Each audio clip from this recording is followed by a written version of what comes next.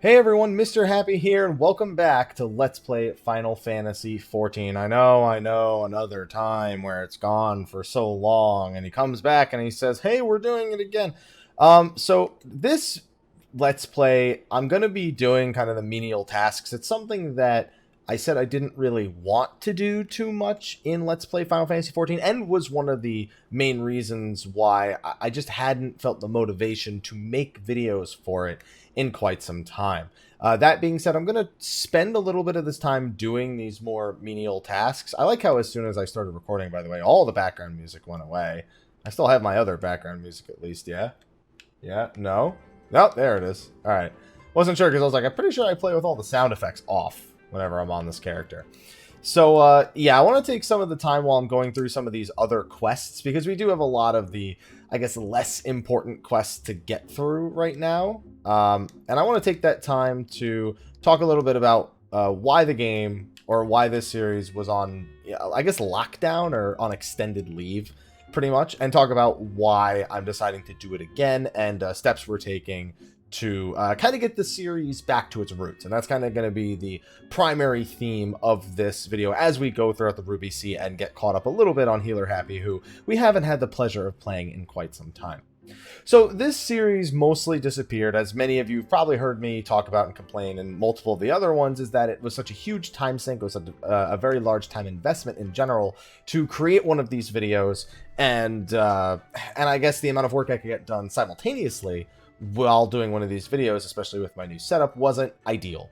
That is among the reasons why it stopped, but it also just because I felt like I wasn't really teaching players things about the game anymore. And that was really kind of the key motivation that kept me going beginning on. It's the thing I love doing most. It's, you know, it's teaching players about game mechanics that people kind of don't talk about anymore, about little things they can do to improve their gameplay, about things that they can learn while they're leveling up, because I didn't feel that the game adequately taught me those things, or at least I didn't feel like the game adequately taught new players these things while they were going through the initial leveling process. So that's going to be the thing that we kind of go about trying to recreate in the subsequent videos after this. And that's kind of one of the big things I want to reinvigorate myself on in general on the YouTube channel. You've seen a lot less Final Fantasy XIV content on the channel because I've had a harder time sort of envisioning how I was going to do said activity.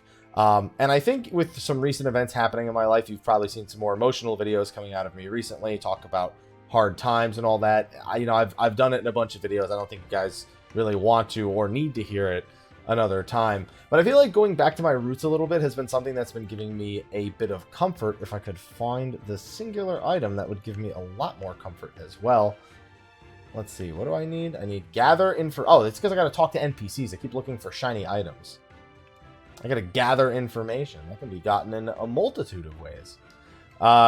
Yeah, so I figure like going back to my roots a little bit on, I guess, why I initially did a lot of the things I did on my YouTube channel. There's a degree of comfort there that I had kind of forgotten that I had. And I'm just looking to recreate some of that going forward.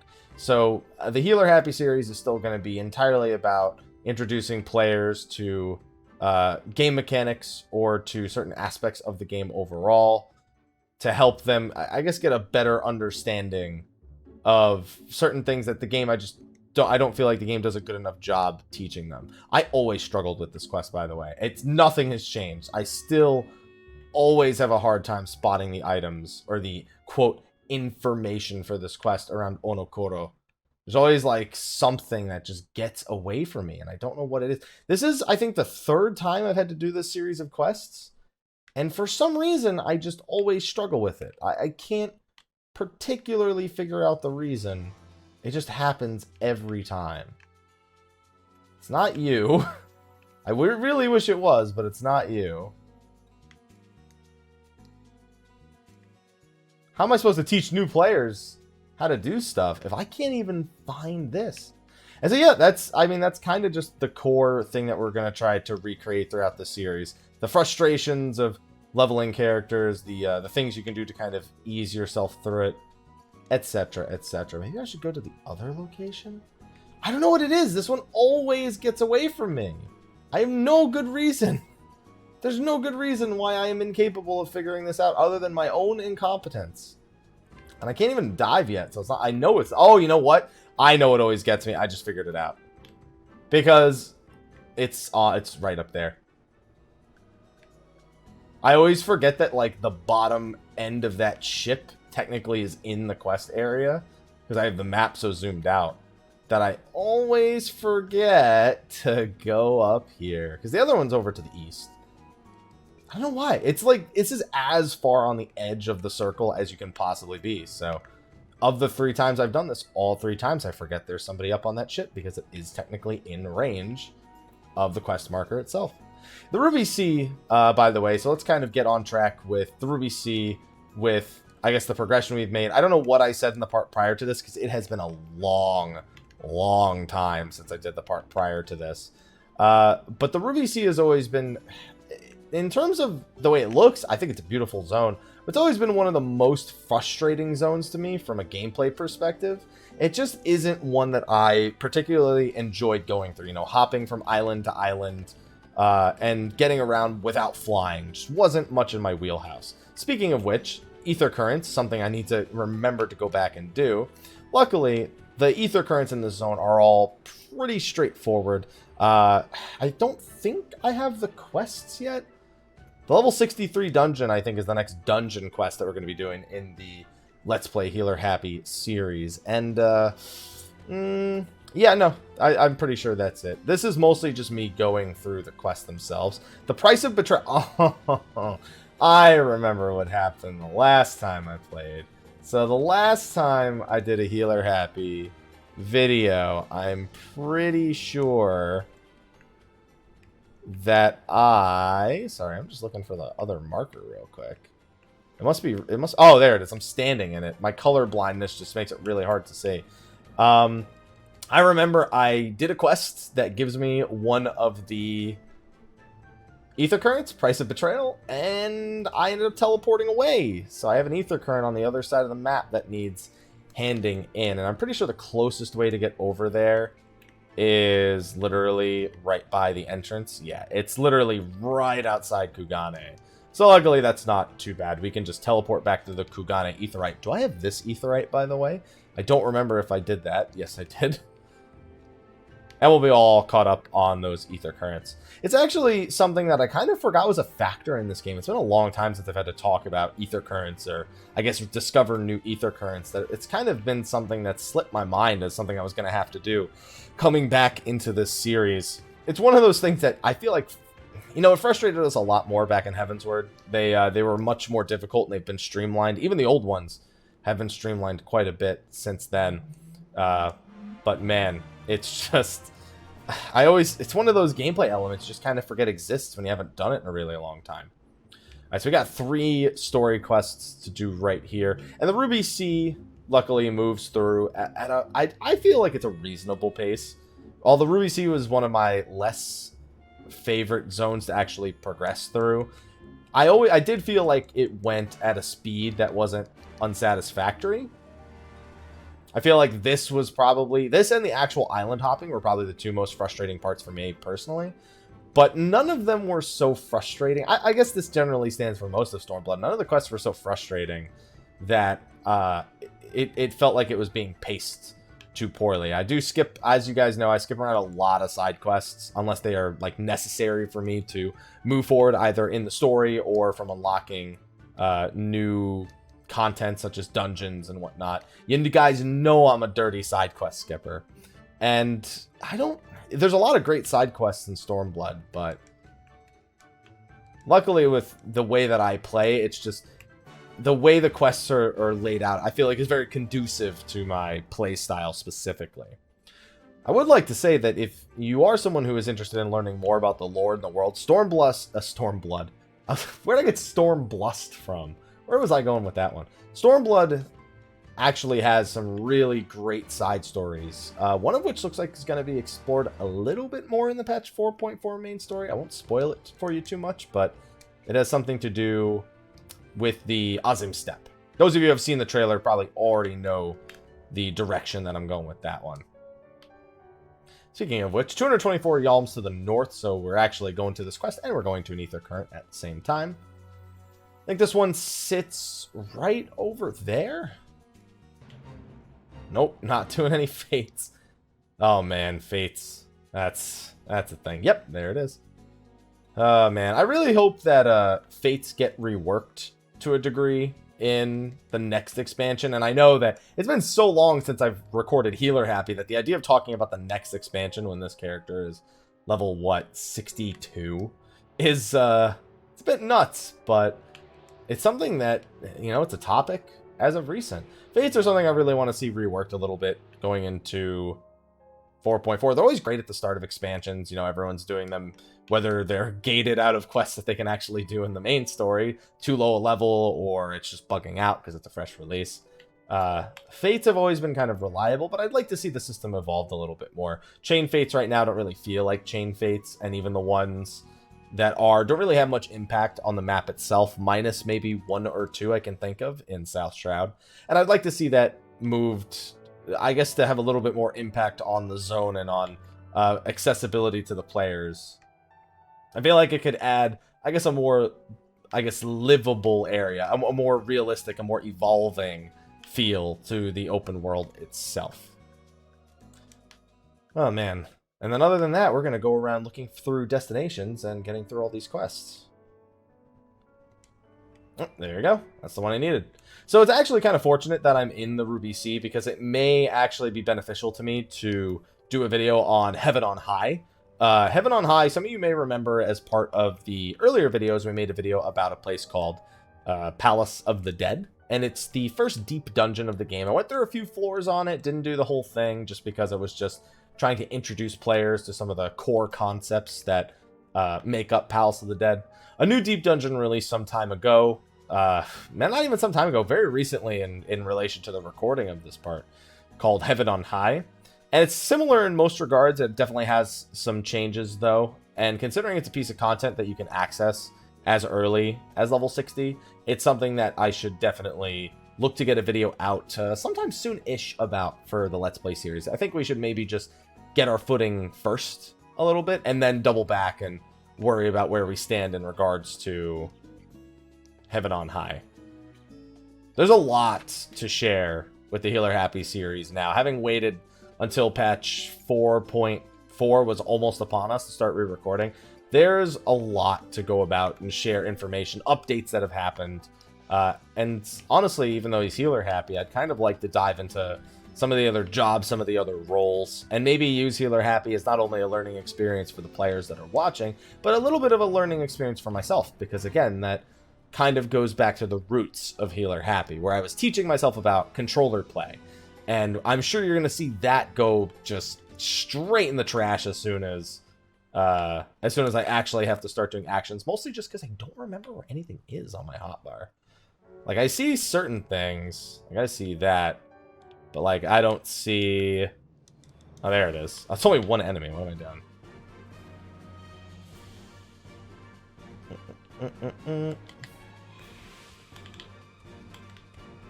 I'm gonna say, why did I... You know what? I don't really like that spot for a size. Definitely want to move that around a little bit. I feel like a size could be in a much better location than it is right now. Man, one of the big things I'm gonna have to get used to on controller at some point is the fact that we have 10 roll actions available now. I'm sure it won't be as bad once I actually... Oh my goodness, that's so slow. Once I actually remember where all my keybinds are. But getting used to the double tap L and the double tap R's is... I detect already it's going to be, I guess, a muscle memory that I would have allowed to slip. Alright, I'm getting the hang of it, though. Let's see, I've got thin air there. I've got thin air. Oh, I've got thin air in the same location on both. I guess that makes sense. So no matter what window I'm in, I can access it. It's kind of a weird way to do it. Cure 3 is also kind of a weird spot. Double tap R only being a size is really weird. I don't know why I would put that there. A size feels like the kind of thing, considering I like to go directly from like arrow 3 and arrow 2 and then a size whenever I'm doing like a dungeon or something in order to, I guess, AoE. Also Holy being on that bar, it just feels like it'd make a lot more sense to make it L2, R2, and then maybe triangle. I think I'm going to move that around.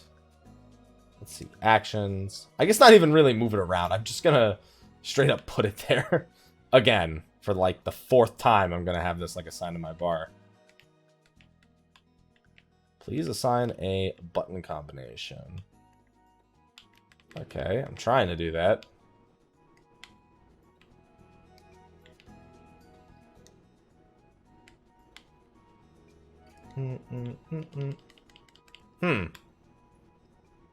Oh, there we go.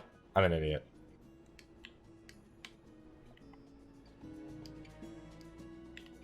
Yeah, see, I don't know. That just, I don't know why that didn't make sense to me last time. I don't know why I put it where I put it. L2, triangle's like, for me, for some reason, one of the most accessible buttons. I mean, L2, R2, and a button, specifically while holding L2 first, it just makes, it's a lot more comfortable for me. Probably because I do spend a lot of time DPSing as a healer in leveling dungeons, especially while leveling in general. To the point where having something where I can just press L2 and then the other button in order to access the side just makes a whole lot more sense than where I had it before. It was double tap R and then X. Like, not a terrible spot, but just doesn't make sense for what the majority of my button inputs are. And I think that's kind of the thing I'm going to have to relearn coming back to the Healer Happy series, is where my... I like to assume that every player has sort of a profile, a personal profile of how they like to arrange their buttons and in what relation they like their skills to be accessible from their buttons on controller. Like the way I just described with Asides. I'm going to have to rediscover that. Because even just looking back to the way that I had it before, it doesn't make sense to me immediately right now. So I'm wondering what I was thinking way back. Somebody want to find the YouTube video where I got a size and decided to put it there, and just tell me what I was thinking. It just doesn't make sense to me right now.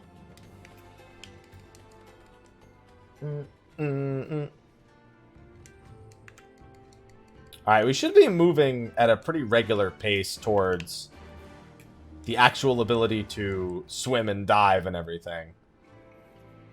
Alright, so we got the rotting fish. I'm glad we're going to slay sharks. When I know how much deeper it gets. But I'm glad we're going to slay sharks right now. Why am I using this mount too? What was I doing? What was I doing when I played this game last? That I said, you know what? I'm gonna use the Ariman mount. What? Why? I don't like this thing. This thing's ugly. Sorry to those of you who do like it, but I don't agree with you.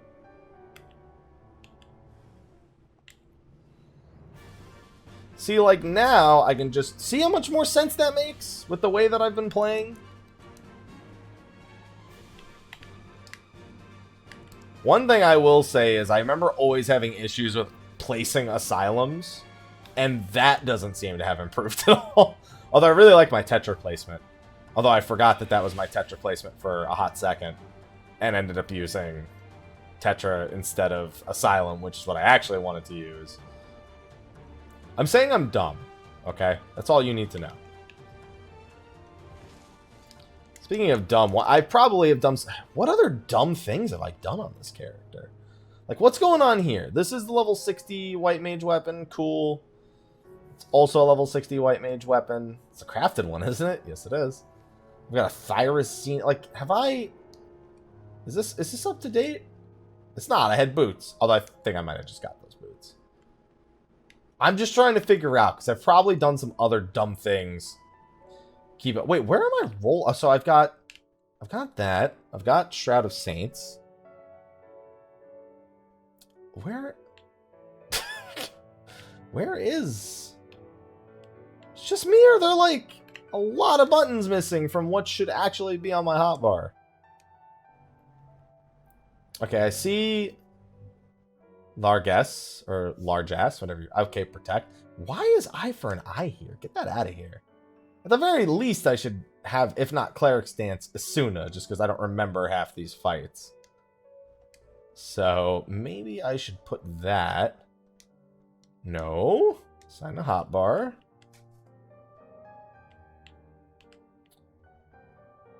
I don't understand why did I do this? I'm perplexed at what my keybinds were. Maybe I just did it and said I'd revisit it later? Haps, why are you so lazy? This whole video is now gonna be me yelling at myself. I didn't play to my strengths at all with my key bindings. I mean, I could say what the general idea was: DPS on the left-hand side with MP tools on the left-hand side as well, with the size and Shadow Saints.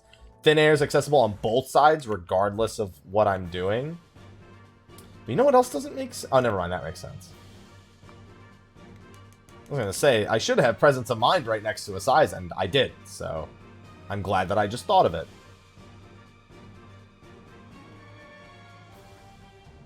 Come on, do that.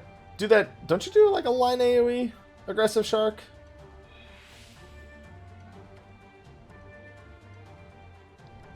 It's alright. It'll work itself out. Also, where my mount is, I don't think makes any sense. Nothing I have set feels like it's 100% in stone. My face buttons make sense right here. My triangle, square, X circle. Yeah, I guess those make sense. That's Medica 2, right? Yeah. Is it? No, that's Medica 2. That's Medica 1.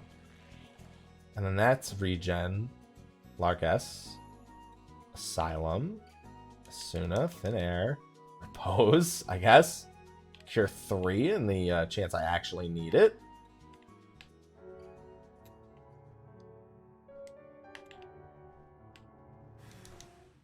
Oh, it's only one mob. I don't know why. Every time I run into one of these, I keep thinking it's going to be more than one mob. Ah, I didn't want the water sprite. I like how I've got just the one sound effect on, so you can only hear the water. I think it's the sound of the water sprite casting. Was that what that was? If not, I don't know what it is, because it's not playing right now. Although I know that... Oh, well, that was my Asylum wearing off that time. Oh, leave me alone. Oh, I didn't even do that. Could have just tetra'd myself. Yep, I got this. Don't worry. I'll figure out what the problem is. See, I kind of feel like I want regen on R2 and X, but man, I don't want to put cure on R2 down. Man, I really gotta start from scratch here, because nothing I want to do really 100% makes sense to me like it did when I did it way back when. I'm gonna make it make sense though.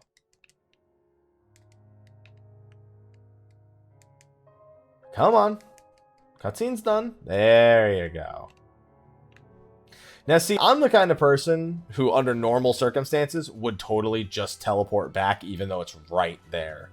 I'm one of those people who will teleport, you know, a few hundred feet just to save like 15 to 30 seconds. Every single time. You can tell how out of my element I am right now because I'm not doing that. I have 684,000 gil. I'm just taking stock of this character. Like, my inventory's got to be a pigsty. Like, it's got to be... Oh. I just have minions just sitting here. For no reason. Because I can just get rid of them. And I'm still not getting rid of them because I don't want to stop moving. I gotta get rid of those off video then. Alright, so let's talk a little bit more about Healer Happy as a series. When exactly are you seeing this, and when are you going to see the next one? Well, the idea right now is twice a week. I think that was one thing I kind of mismanaged with the original releases. I saw people liked it, and all of a sudden the idea of getting them out as quickly as possible kind of... I guess I rushed through things a little bit more because of that. Even if I was only, you know, releasing maybe 3 or 4 a week. Like, I remember releasing tons of them back to back. I don't even remember how many I recorded in a row. Way back when I first started, when I recorded the first part, saw people liked it, and then decided to record more. I don't even remember exactly how many parts I recorded after seeing how well received the first part was. I can tell you right now, though, it was probably a lot. Probably like 5 to 8 parts in a day. By the way, I did figure out a way to solve the problem of rendering lots of these back to back. And so I use Sony Vegas Pro for editing videos, which I know a lot of people tell me I'm dumb for not using Adobe Premiere. I guess it's just because it's a comfort thing. And I know in Adobe Premiere how to do multiple renders, do what's called a batch render, but I didn't know how to do it in Sony Vegas. So I went out of my way and learned it. And the reason why I didn't know how to do it in Sony Vegas is because it's really, really weird. It's, how do I describe it? You basically need to include all the videos you want in a single project, as opposed to making multiple projects and then batching them together. So what ends up happening there is I end up, I was going to say, where am I going for that? You end up basically just with a bunch of videos in one project. I didn't know that that's how that was going to work. I assumed I could just like line up or just like, I don't know, pull from a bunch of files, Vegas files, be like, hey, I want to render all of these in this, 60 FPS, 1080p, whatever. Not how you do it in Sony Vegas, but I now know how. You basically have to put them all in, separate them by region, and then set it to render each individual region as a separate video. And that solves the problem. It's kind of a weird way to solve the problem, but it solves the problem. Alright, show an East Alderney Trading Company merchant in Kugane the Scarlet Flag and inventory list. So what I'm actually going to do is I'm going to take care of 2 things real quick. For one, I am going to take care of this quest in Kugane. And then second, I am going to walk out of Kugane and take care of that quest that's over in the southeast side of the map as well. Luckily, I'm already pretty decently into 62, so I don't suspect I'll have too many issues going forward. I'm trying to remember where everything is. Also, I don't even have all the Ethernets in Kugane. That's how quickly I was moving through it last time. Luckily, I remembered exactly which one had the East Alderney Trading Company, guys. It was the Ruby Bazaar. The only one I really know right now is Pier 1 because of Eureka. Oh, oh, man. That's the only thing I'm dreading on this character. Speaking of the pier, that's exactly where I need to go next. So I'm actually just going to go back to the plaza and then walk south. Ah, man. Because if I want to cover all the portions of Eureka, I need to get this character leveled through Eureka over and over again. Maybe just challenge logs every week so you guys don't have to suffer. I can sit through and do challenge logs on Healer Happy if I really want to, but man, is Eureka not something I'm looking forward to doing on this character. Anyway, I got distracted from a topic earlier. When can you expect to see these videos? So aiming for twice a week, aiming for Tuesdays, aiming for Fridays. Because I already have every week something that releases on Monday. State of the Realm is always either on Wednesday or Saturday. So I figure filling this consistently on Tuesdays and Fridays. It's a good amount of 14 content for the channel, regardless of where we are, I guess, in our current patch cycle. There's always something that can be taught in a Let's Play video. 2 a week seems super reasonable, especially with batch renders. It'll encourage me to, I guess, move through this character a little quicker. It'll encourage me to record multiple parts in a single sitting. And I think I can confidently say that it feels as though I've solved my personal issue with getting these videos done. And I can deliver them to the people who have been asking for them again for quite some time. There's some other things I want to consider doing. Final Fantasy XI I've actually been playing a lot more lately. Again, not going to get super into, I guess, the problems I'm having in my personal life. If you've seen my other YouTube content, you already know what I'm talking about. But there's been a degree of comfort in that. Just because it's nostalgic, it takes me back to a time where things were a little bit simpler and it relaxes me. And it doesn't really require a whole lot of brain power to play that game in terms of the actual gameplay. So it doesn't require as much attention to get through. So there is the consideration of Let's Play Final Fantasy XI filling in Wednesdays and Saturdays. and talking about the things that I'm currently working on in there, covering some of the more recent content updates and that. I figure that I want to diversify, not just do Final Fantasy, but having stuff that I can record in bulk and then release as videos, you know, once or twice a week, is something that gives me a lot of room to then go forward and just do other videos in my other spare time. There we go. All right, I got that one done. 750 yalms to the northwest. All right. Let's go back to Onokoro. I'm not swimming across that ocean. That is not happening. Glad we managed to get those done. We can hand in this other quest, get another ether current.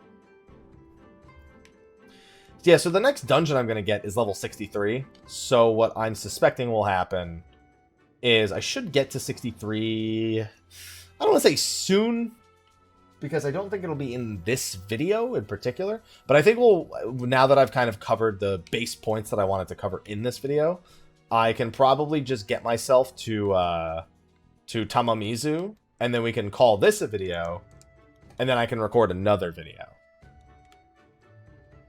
What kind of earrings we got? Slaying, fending, aiming. Nope. Man, if I did side quests, though, man, I would never have to even think about gear. That's the only thing that kind of gets me, is because I care so little for the side quests, even the good ones, I end up in a situation where I just don't have as many items as I could have. It's pretty simple. Join Alice in the Isle of Beko. This is actually Onokoro, the Onokoro quest I was referring to. Nice motorcycle, by the way. That hasn't been good for my recording confidence also. In LA, I don't have much in the way of properly soundproofing my office. Not that I had it properly soundproofed in San Diego, but there was a lot less sound in San Diego. Whereas in LA, there's at least, like, God knows how many motorcycles per hour. Some of them set off car alarms. And when I'm in the middle of a recording, it's super distracting. So sometimes I just get frustrated and I keep losing takes to it. And I go, ah! And I just stop for the day. So, but we're not here to be quitters. We're here to be winners. I think. Maybe. I don't know. We'll figure something out.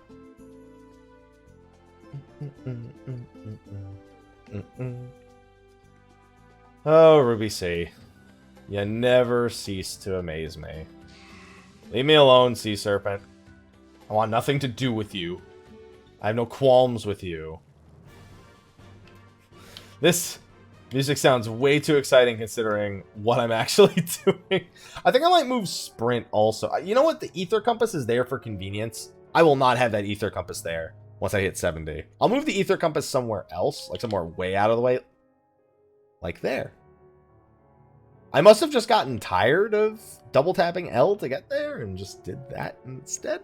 Because that should very much be a button that I'm using for something mega, that I want to be mega accessible. Honestly, the mount, same, but why? What would I put there? It's not a roll action. I mean, I could put one of the extra roll actions there, I suppose.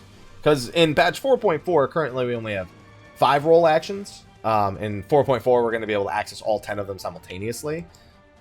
And thus, I'm probably going to want to find keybinds for at least another, I think, 2 of them.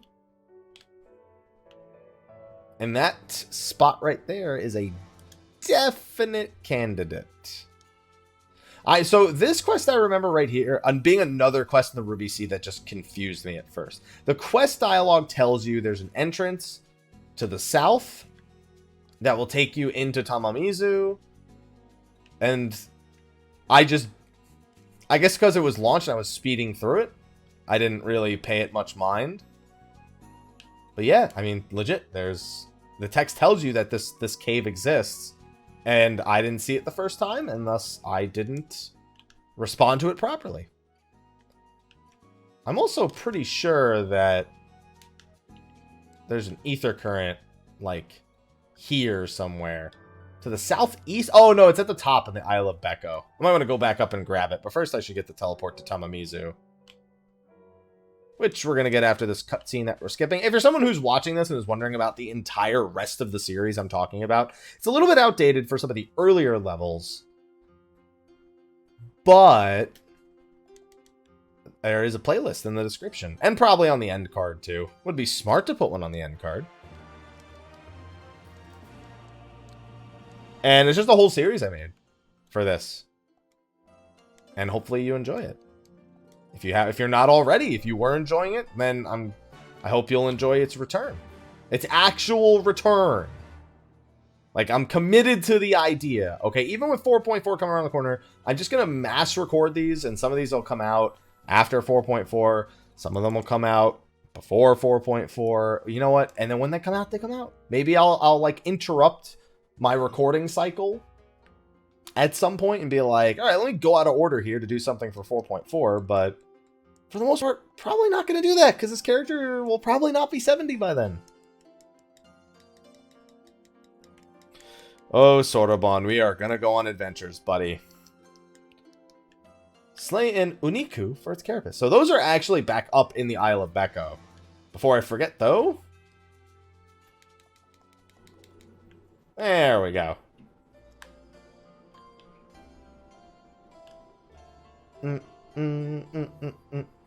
There should also be a side quest after I do this Uniku quest, where I actually have to jump down those 4 platforms. You saw me jumping down before.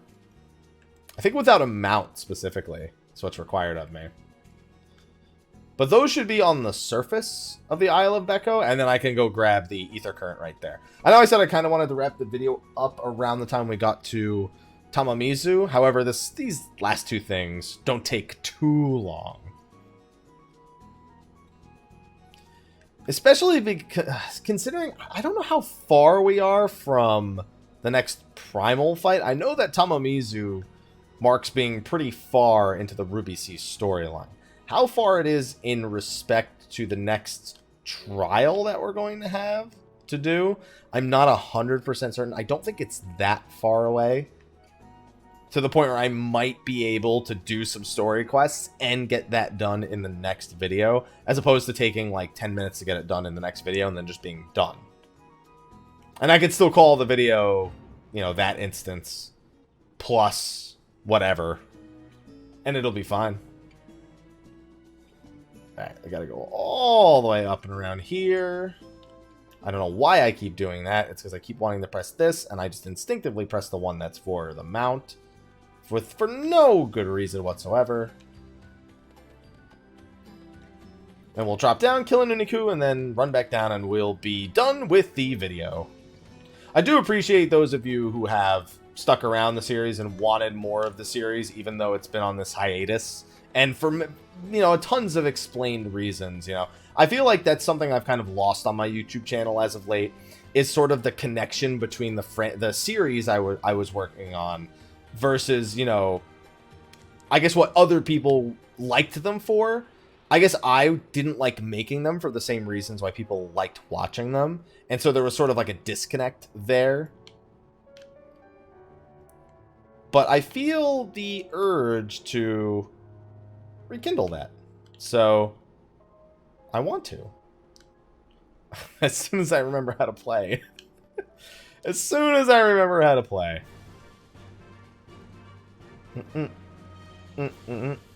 I just have to determine how I want to do the Final Fantasy XI Let's Plays and whatnot. Because Final Fantasy XI Let's Plays are tough to bring down time-wise. Because most of the stuff in that game takes forever. Even nowadays, with all the quality of life, like, I'd still say that if you want to do certain things, like if I were to do a video on Dynamis, that's a 2-hour video per Dynamis. And I really don't want to do that after all the Dynamis time I've spent recently working on my Ninja Relic in that game. Whereas with this game, I can definitely go about like 30, 40, even 45, 50 minutes working on a video, and I'll still feel pretty good about the end result and what I've accomplished in that video regardless. Just respects my time a little bit more.